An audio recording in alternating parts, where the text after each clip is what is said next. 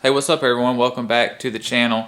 It's been a couple of weeks since my last video, and in that time I've been working on the car a little bit. As you guys know, I pulled out all the stock wiring in the last video, got it weighed, and my plan is to rewire the car. So I've been working on that pretty diligently, waiting on some parts to come in, stuff like that. So a quick disclaimer before I show you guys what all I've gotten done. The car is by no means finished right now. It's still in the rough stages of being rewired. So the way that you're about to see things is not how it will be whenever the car is finished. I still have a lot of wires to hook up, a lot of wires to cover up and tie together and all that good stuff. So don't flame me too much. But so I'm gonna go ahead and try to show you guys everything that I've done the best that I can with the terrible lighting that I'm always complaining about in every video and everyone's always complaining about here in my garage. So I'll go ahead and show you guys what I've gotten so far. Okay, so the car is obviously ripped apart and all of that good stuff. There's nothing really inside of it. You guys can see my panel that I made over there, which I'll show you here in a second.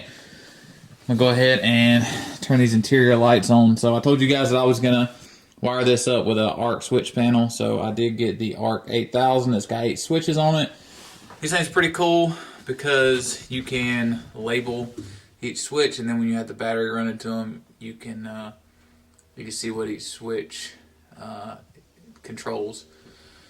So I already got interior lights on right here.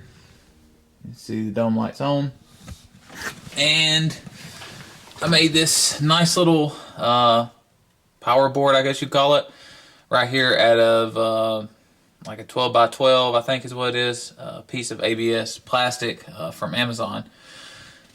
You can see here's the ARC switch, here's the ARC relay panel right here. I got all the wires running off of it, power wire for it running behind right there, and each one of these relays is labeled.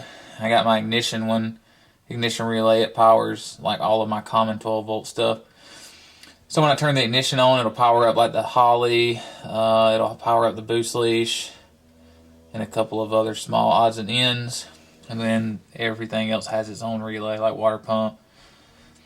The fan will still get turned on. I actually have this relay for the fan going to another relay that gets triggered by the Holly, so it turns on at a certain water temperature. Tail lights, headlights, and then over here I've got these terminal strips. One, I have like 4 spots for 5 volts and sensor ground, and then here's all the inputs and outputs for the Holly, the 4 inputs and the 4 outputs. I'll just wire stuff up to those, and then I have a flasher relay right here for my flashers, and that's really about it for that. It's pretty cut and dry, plain and simple. I attached everything to the plastic with pop rivets, so it's nice and clean. There's no self-tapping screws or bolts through it. And that's about it for that. Nice and simple, nice and clean, easy to get to. That's where it's gonna be, right behind my center console, like the middle part or whatever, where the radio used to sit. Wires and stuff are still kind of hanging around in here. I did cannibalize a bunch of wires out of the stock harness instead of buying new wires. Yeah,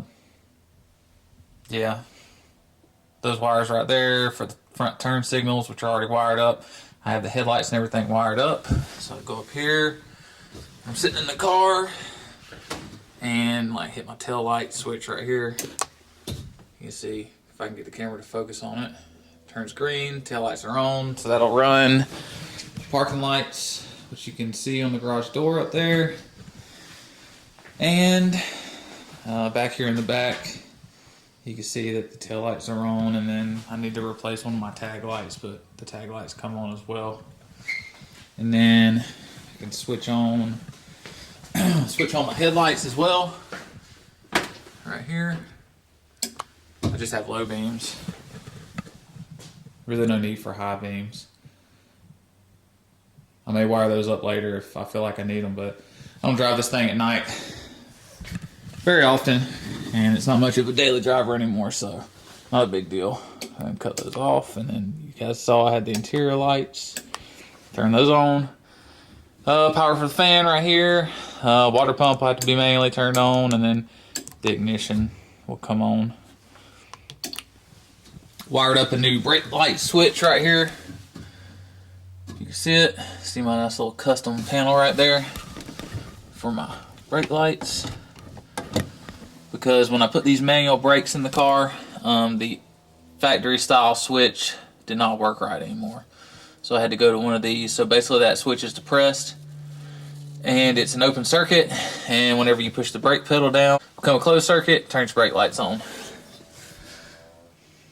I still have to wire up my brake lights and my turn signals. The issue with this car is it uses the same bulb back here for the turn signal and the brake lights. So I have to get a box that converts both of those, so you can, when you're on the brakes and you turn the blinker on, it will interrupt the brake light signal and it will still allow the flasher to work.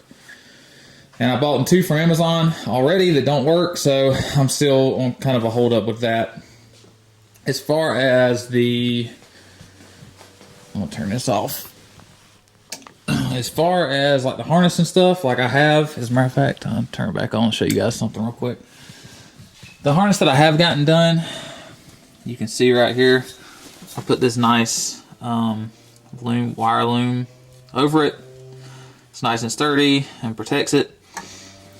Running all the way to the back of the car over here. You can see it going up right next to my main power wire. And that runs to the back. So you can see where that wiring harness comes back. Connects up to the third brake light right there. It comes over and connects to the rear brake lights right here. You can see I just used some nice 3M electrical tape and this wire loom harness to cover the wires up, and turned out pretty nice. Same on the front. Running through up here, I went ahead and finished these up. Finish this harness up here. You can see it's coming through right there. It runs along. It's tied up by there, up there with the factory little plastic push connectors. Comes down and goes up to the headlights right here. You can see that.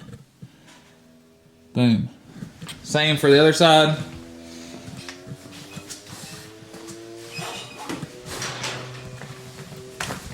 So this side is what I'm most excited about, because right here is where the fuse box and stuff used to hide.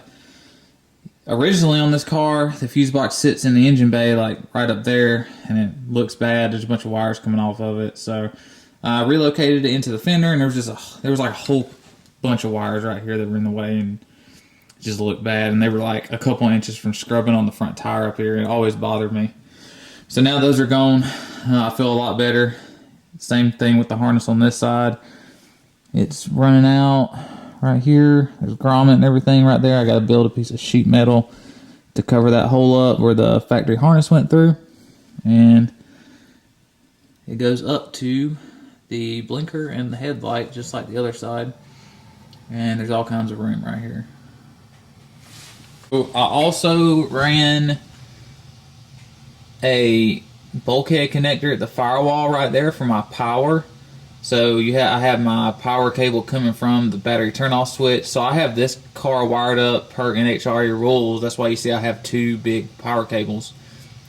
The big 1 gauge red one over on that side of the car runs from the alternator back to one side of the cutoff switch, and the other side of the cutoff switch, I use this piece of black welding cable that I bought here locally.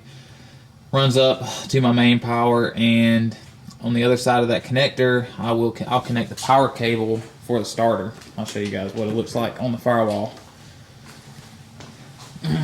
So I actually saw this off of Devin Vanderhoof's video. I've been watching a lot of his stuff lately. But yeah, I really like the way this bulkhead connector fits right here. You know, easy power source. I'll connect from there. It'll go to the positive terminal on the battery. Be nice straight shot, nothing crazy, no chances to chafe on the wire or anything like that if it was running through the firewall normally. I still have to put the Holley harness back in the car. It's kind of halfway just hanging out down here. I'm going to get it put back in once I finalize all the wiring in here, so that's all cleaned up, so I can figure out the best way to lay this harness back in the car and make it as clean as possible as well. And then also another thing that I'm going to do is, I already have this template cut out of cardboard right here. I'm going to make a panel that blocks all of these holes right here in one. Get rid of this panel and just have one panel that blocks, because there's a big hole behind here where the AC condenser and stuff used to sit at. So yeah, that panel will cover all three of these holes, and then I'm going to cut a hole like right here, and I have a seals it 2-piece grommet that I'm going to put right there, and I'm going to run the main harness through the firewall. So it should be nice and clean and hidden, and you won't see it like poking out of this hole and just looking bad. So I still got a little bit more work to do on the car. Not a whole lot though. I'm getting close. Just got to get the engine rebuilt. I'm still waiting on the engine block at the machine shop. You guys know it's not going to be done until the end of January. So as soon as that gets back, I'll be able to put the engine back together. Car will be rewired. Engine will be in. I did sell my Division X fuel hat and pumps.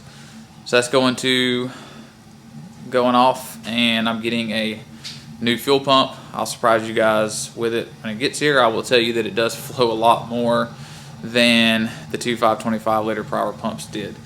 So fuel should not be an issue this year. I'm going to get rid of the stock tank, so if anyone's interested in an 0304 Cobra tank, it's not the OEM tank, it is a On3 Performance 0304 Cobra tank, but it does the same thing. It's got baffling in it, so if you run the tank somewhat low on fuel, it can't slosh away from the pumps during acceleration. So if anyone's interested in that, get in touch with me, PM me on Facebook or Instagram. Let it go for pretty cheap. Obviously it'll have to be local pickup to me. So if you're interested, just hit me up and we'll figure something out. But yeah, that's about all I have for this video, guys. So I hope y'all enjoyed it. Like always, comment, like, and subscribe. And I'll see y'all on the next one.